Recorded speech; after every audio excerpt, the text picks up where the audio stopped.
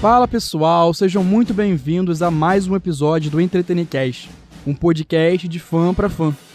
Entretenicast, o cinema e a TV ao alcance dos seus ouvidos. Meu nome é Guilherme Leôncio e esse projeto é mais um lançamento do ateliê do podcast do Audiolab, nosso laboratório de áudio da Faculdade de Comunicação da UERJ. No Entretenicast falaremos sobre as diversas nuances do cinema e da TV, abordando temáticas de forma detalhada, mas muito descontraída. No episódio de hoje, falaremos sobre a cultura anticomunista em Hollywood. E estão ouvindo o som do pipoca estourando? Então senta no sofá e dá o play, porque a sessão do Entretenicast já vai começar. Você já parou para pensar em como as relações políticas de um país podem interferir na sua produção cultural?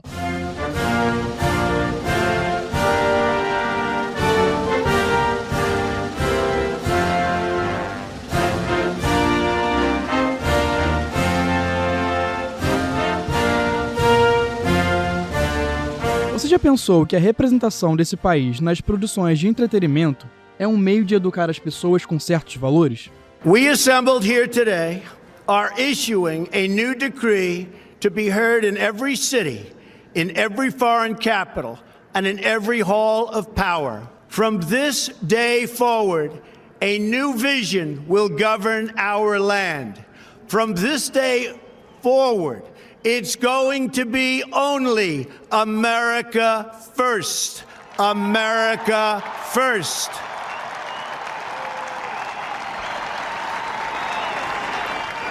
Every decision on trade, on taxes, on immigration, on foreign affairs will be made to benefit American workers and American families.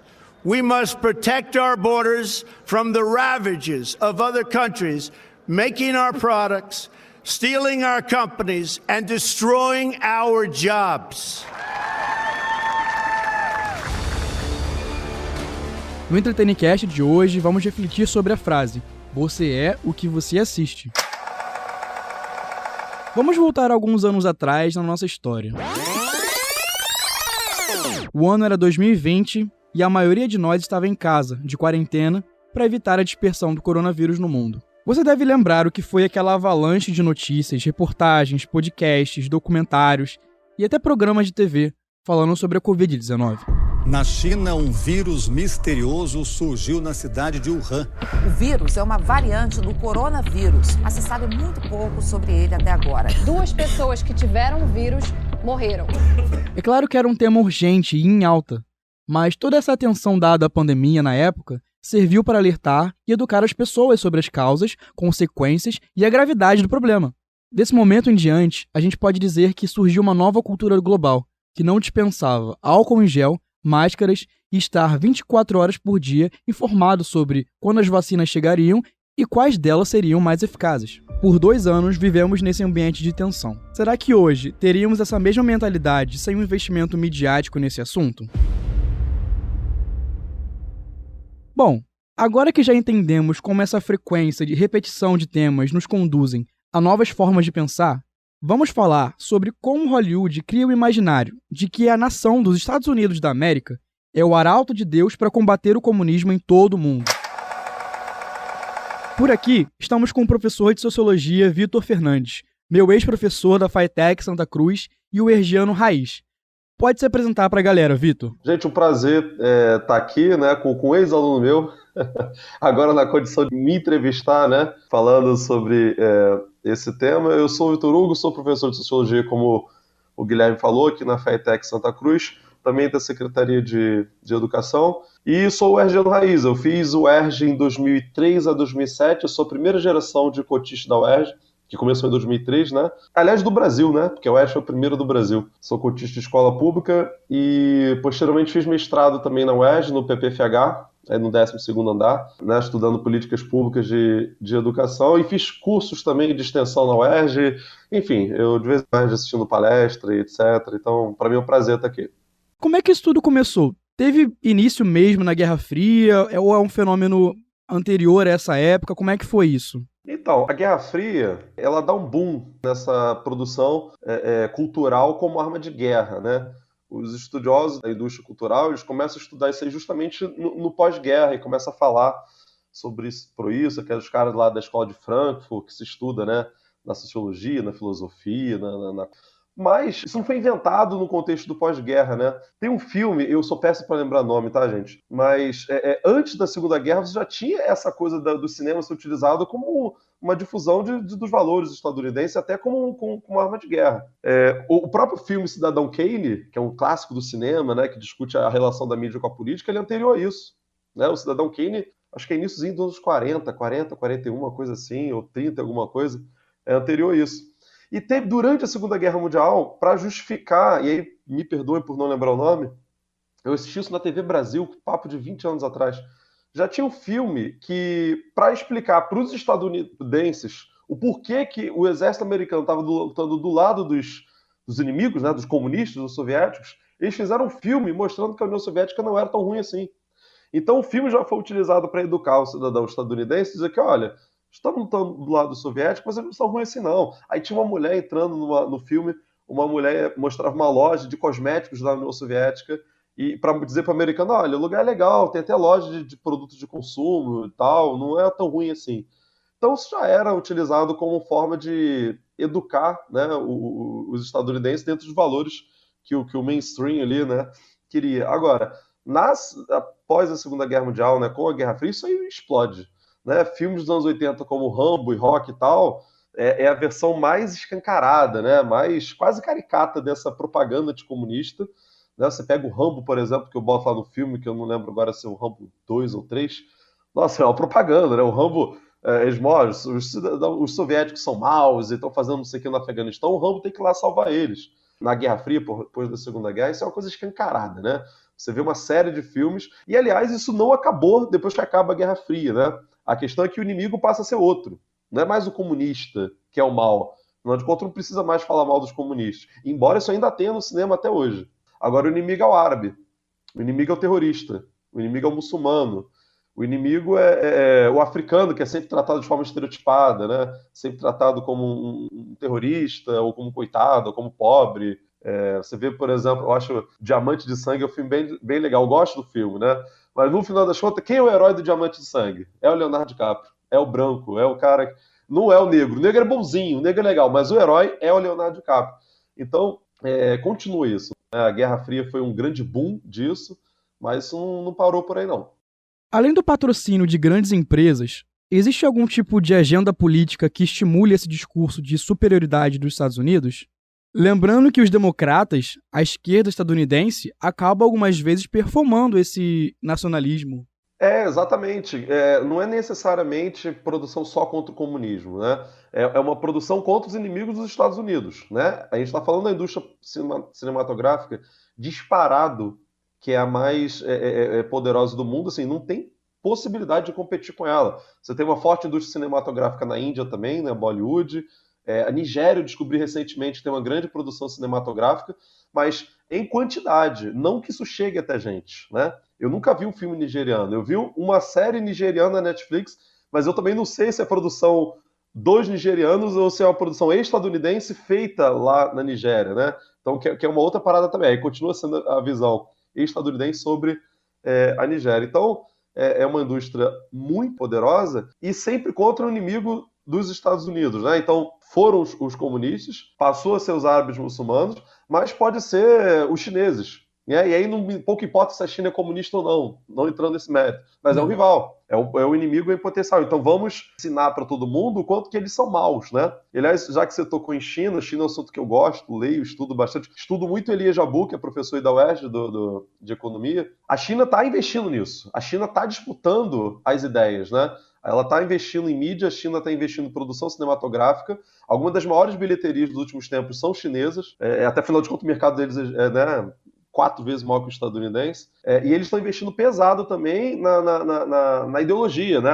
Na ideologia no sentido de difusão das ideias. Né?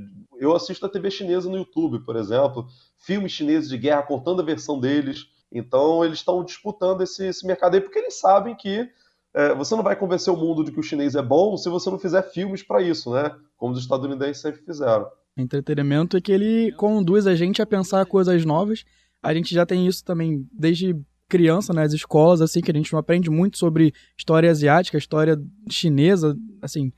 E isso também reflete nos filmes, porque a gente acaba achando que asiáticos só servem para fazer comida asiática e artes marciais, quando na verdade eles têm uma história muito rica e que baseou muitas das coisas que a gente tem aqui nesse, entre aspas, ocidente. Com certeza. A visão, que é a visão do ocidental sobre eles, né? A visão. Então, por exemplo, eu tenho assistido filme, né, chinês, TV chinesa eu assisto, e eu mudei, por exemplo, até a minha visão de que eles são todos iguais, né? É o estereótipo que a gente tem do asiático. E, aliás, a própria generalização de asiático é outra forçação de barra. Eu fiz uma matéria na história, porque essa coisa de poder fazer eletivo é muito legal, né? É Eu ótimo. fiz uma matéria na história com o professor Osvaldo sobre orientalismo. Era um intelectual palestino que fala, né, de como o Oriente é uma invenção do Ocidente. O que é o Oriente? Não existe Oriente, gente. O Ocidente inventou de que todos os outros são Oriente. O chinês não se vê como igual ao o indiano não se vê como igual ao paquistanês ou ao japonês e tal. A gente aqui generalizou. Então, quando a gente fala asiático, já tem um etnocentrismo aí, né?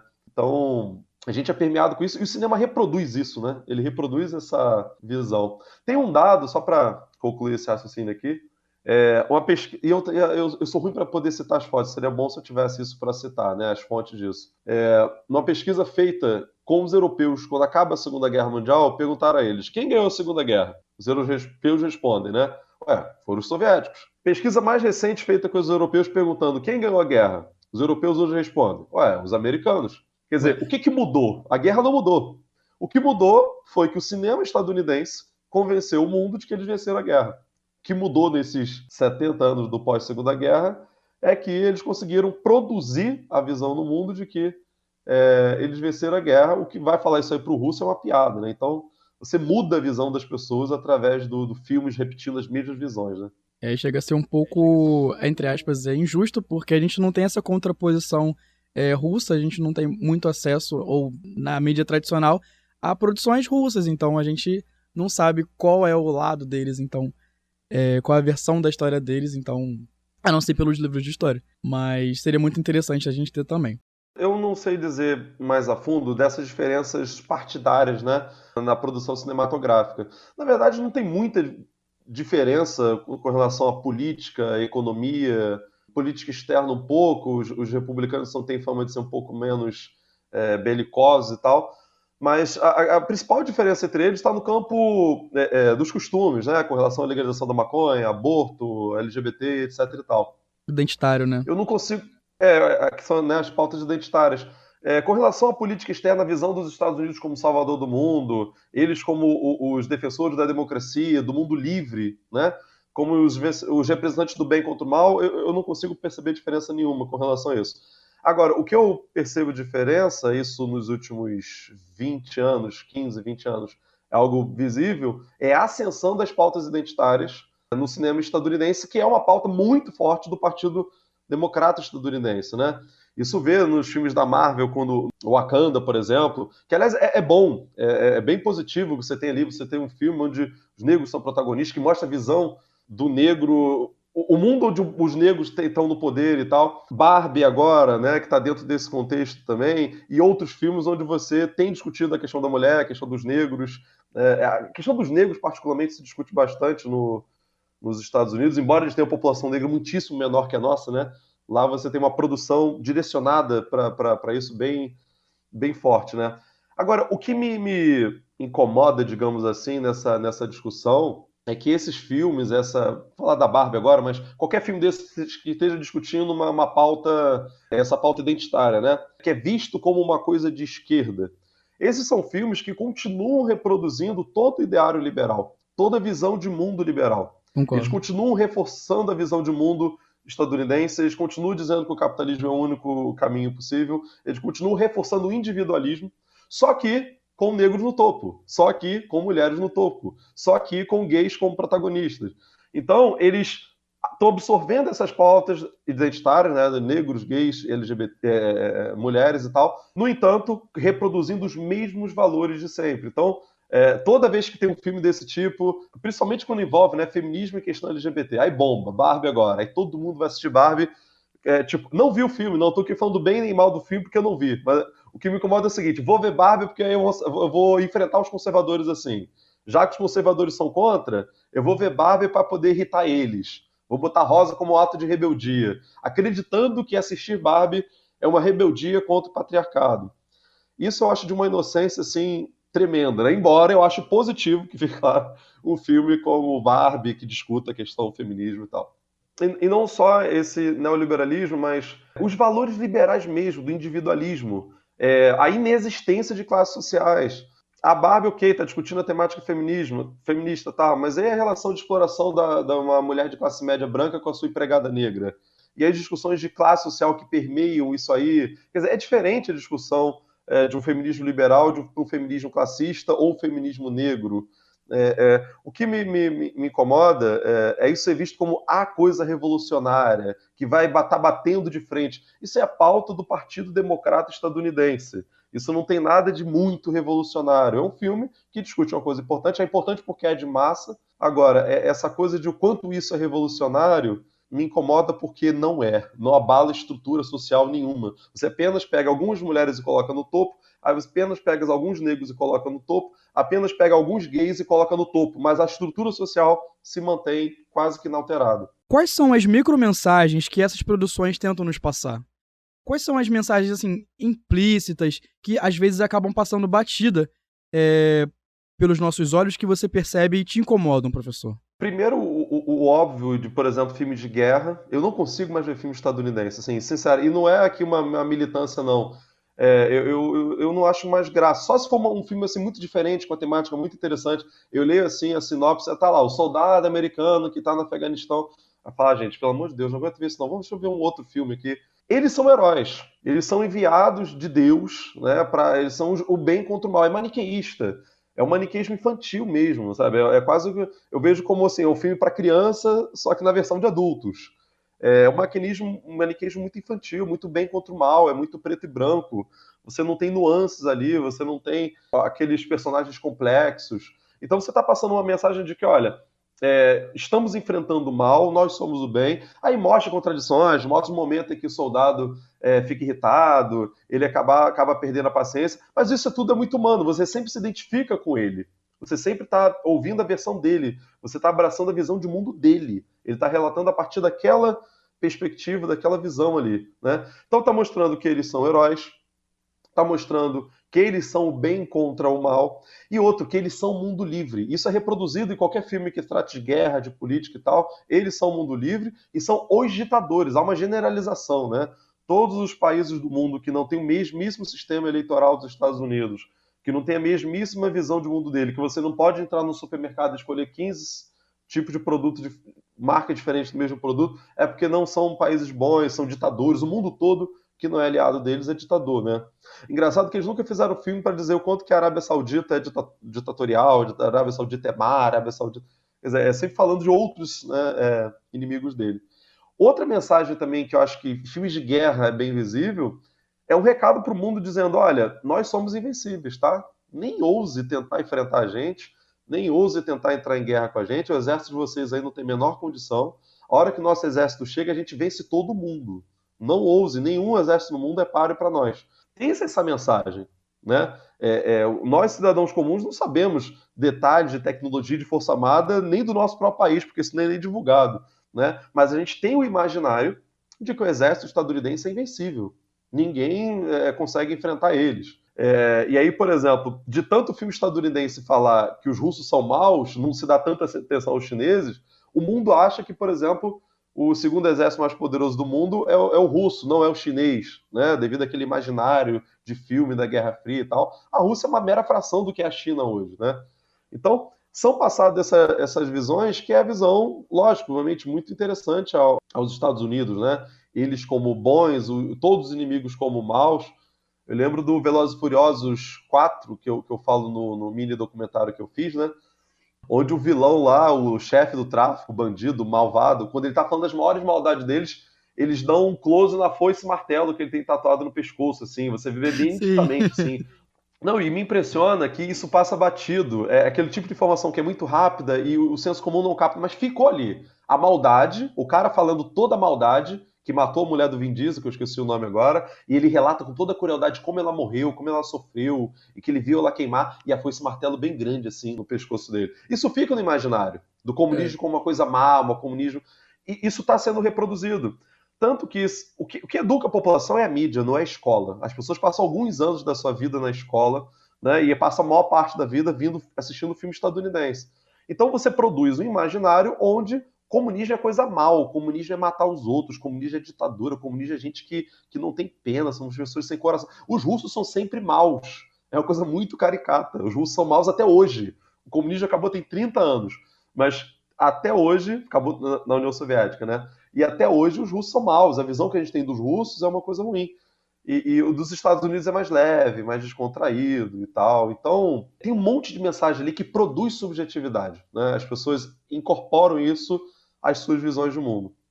É verdade. Eu acho que uma das coisas que eu sempre vejo nos filmes, principalmente de ficção científica, é que todos os desastres acontecem nos Estados Unidos. Ou é Nova York, ou é Miami, alguma coisa assim. Sempre um alienígena escolhe os Estados Unidos, uma cidade, assim, satélite dos Estados Unidos, pra destruir, fazer alguma coisa. E tem aquela coisa também da Área 51, e isso é tudo muito estranho, porque, assim, afinal, os estúdios são lá, então eles querem contar a própria história e inventar a própria história. Mas é engraçado e chega a ser um pouco incômodo às vezes, como eles se colocam no centro de tudo. Isso é também prejudicial até como a gente vê as nossas próprias produções, porque quando a gente vai ver um filme de ficção científica brasileiro, latino-americano, a gente, nossa, que é isso? Por que não seguiu o padrão de Hollywood? Por que não ficou tão bom assim? Que efeitos são esses? Que histórias são essas? Meu Deus. Aí a gente fica com essa impressão, sendo que a gente tem uma própria linguagem de fazer cinema, de fazer audiovisual, que, na minha opinião, às vezes chega a ser até melhor, sabe? Olha, concordo com você. Tem outros tipos de filme, e é diferente você assistir um filme estadunidense e um filme europeu, também não são todos europeus, né? Mas é uma coisa um pouco mais devagar, é uma coisa menos espetacular. O filme francês, o filme espanhol, ele fala de coisas mais dia a dia, de coisas mais íntimas, não é uma coisa tão espetacular como é tudo no filme estadunidense. E a gente se acostumou tanto a esse padrão, como você diz, que a gente tende a usar isso como a régua. E lógico, quando você usa uma coisa como régua, todas as outras vão ser imperfeições daquilo ali que você está vendo, né? Então, os filmes chineses, por exemplo, agora de ficção científica, que estão falando de guerra e tal, o negócio tem uns efeitos especiais ali que já está no nível de Hollywood já. Mas talvez se uma pessoa que nunca viu um filme chinês vai assistir aquele filme ali, você vai pensar, não é igual dos Estados Unidos, porque a linguagem é diferente, o tempo é diferente, a forma de contar a história é diferente. Então, por exemplo, eu tenho assistido filmes chineses de guerra e tal, eles falam muito da questão do conflito deles com os japoneses, né? Eu vi um agora muito interessante, só que, eu sou péssimo para nome, cara. Onde tem o destaque do coletivo, né? Você tem um herói no cinema estadunidense, sempre tem um herói, é sempre um indivíduo, o que é um reforço dos valores do individualismo. Nos filmes chineses, você tem um louvor ao coletivismo. Lógico, não estou falando de chineses como um todo, mas filme de guerra particularmente. Eu vi um agora recentemente, uma cena triste, bonita, dramática, né? Que foi os japoneses cercando um prédio onde o exército chinês estava enclausurado ali, encastelado, e os japoneses estavam atacando eles. Daqui a pouco os japoneses começam a subir por uma escadinha ali e começam a jogar a bomba. E aí criou-se um acesso para invadir esse prédio onde os japoneses estavam. Isso passa em Xangai dos anos 30. É a guerra ali contra a ocupação japonesa. Uhum. E aí um chinês vai e se faz de homem-bomba. Pega um monte de explosivo, amarra em si e mergulha ali para cair em cima dos japoneses e mata uma meia dúzia de japoneses. Daqui a pouco, outro chinês vê aquilo ali, vai se mata também, joga em cima dos japoneses, matando outro grupo de japoneses. Daqui a pouco forma-se uma fila de chineses para se matar e levar os japoneses junto com ataques bomba ali, suicida. Isso é um louvor do coletivismo. É um sacrifício individual em prol do coletivo. Isso é um valor que está sendo passado naquele filme ali, de que o coletivo está acima do indivíduo. Você não vai ver isso no filme estadunidense, sabe? Eu acho bonito essa coisa do filme chinês que mostrou essa visão aí. Mas a gente não está acostumado com isso, porque a gente está acostumado com o individualismo, né, de um filme estadunidense. E quais são as produções cinematográficas, de televisão, livros, estudos que você recomenda a gente ter acesso para desconstruir todo esse imaginário estadunidense? Olha, eu vou falar o que eu próprio faço, né? E eu não faço assim só por uma coisa de militância, porque, como eu falei, eu não consigo mais ver filme estadunidense de guerra. Eu acho boba a maioria deles, né? Eu assisto agora, em termos de não só filme, né? Mídias como um todo. Eu assisto a TV chinesa com regularidade, a CGTN em espanhol. E aí é por isso que eu falo que eu sei que a China está disputando isso, porque eles investem mesmo, né? Eles criam uma mídia em espanhol para toda a América Latina ter acesso à visão de mundo deles. Isso me ajuda a ter uma visão de mundo muito diferente de você assistir uma CNN da vida, ou assistir uma notícia que venha da Reuters ou de outra agência de notícia estadunidense. Eu assistia a TV russa em espanhol, a Russia Today em espanhol, só que os Estados Unidos mandou tirar do ar, né? Desde que começou a guerra com a Ucrânia, todas as mídias russas foram tiradas do ar do YouTube. Então a gente não consegue mais ter acesso no YouTube, que é uma mídia estadunidense, né? É engraçado que a gente é tão preso dentro disso que até as mídias alternativas, como o YouTube e outras, que são estadunidenses, a gente vê essas mídias chinesas, iraniana, né? Eu assistia também a TV iraniana no YouTube, mas os Estados Unidos também mandou tirar do ar. Aí diz que foi o YouTube que mandou tirar do ar porque feriu as políticas do YouTube. Pô, tá de sacanagem, né? Vai dizer que sempre o iraniano, sempre a mídia russa, sempre de países que não são aliados com os Estados Unidos, ferem a política do YouTube, né? Então eu assistia a TV iraniana, assistia a russa, que foram tiradas do ar. A única de outro país que eu assisto agora é a chinesa. Em termos de filmes, eu sempre tento diversificar para ter uma visão diferente mesmo, que eu acho interessante. Eu acho um exercício antropológico você assistir filmes de outros países, né? Então eu vejo filme argentino, eu vejo filme cubano. Cuba tem uma produção cinematográfica incrível que pouca gente conhece. Alguns deles estão no YouTube, né? Filme russo de guerra, filme sobre a Segunda Guerra agora eu tô querendo ver russo, eu quero ver a versão deles.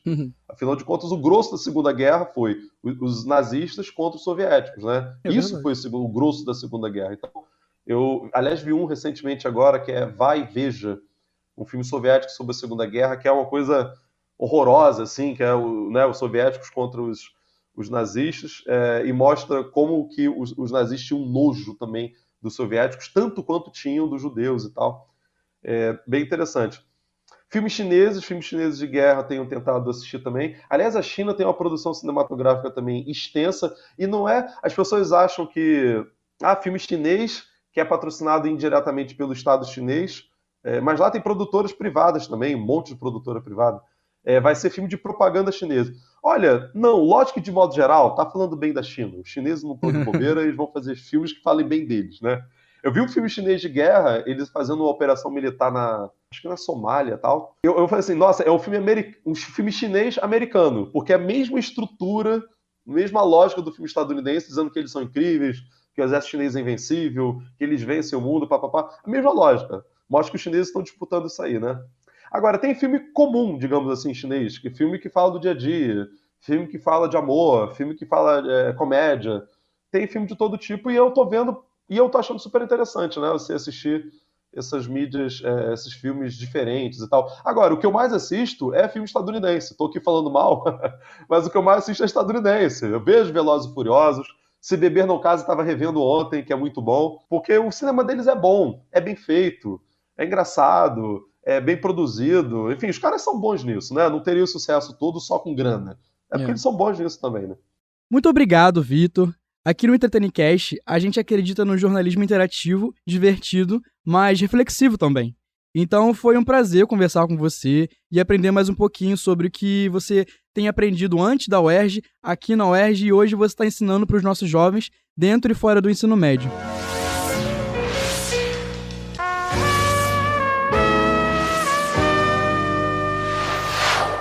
Pode descer os créditos finais, porque o Entretenicast de hoje acabou. Muito obrigado por terem ficado com a gente até o final da sessão. Compartilhe esse podcast com seus amigos, familiares e até com seus vizinhos. Obrigado ao Audiolab UERJ pela infraestrutura e pelo apoio, e ao professor Felipe Mostaro, que está sempre nos orientando. Entretenicast, o cinema ao alcance dos seus ouvidos.